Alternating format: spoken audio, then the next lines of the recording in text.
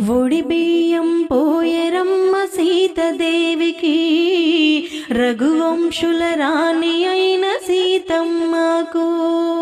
శ్రీరాముని పటపురాణి కుడి బియ్యము, దశరథుని కోడలికి ఒడి బియ్యము, జనకుని కూతురికి ఒడి బియ్యము, జనకుని కూతురికి ఒడి బియ్యము, కౌసల్యముదుల కొడలి కుడి బియ్యము. ఒడి బియ్యం పోయరమ్మ సీతదేవికి, రఘువంశుల రాణి అయిన సీతమ్మకు. ఒడి బియ్యం పోయరమ్మ సీతదేవికి, రఘువంశుల రాణి అయిన సీతమ్మకు.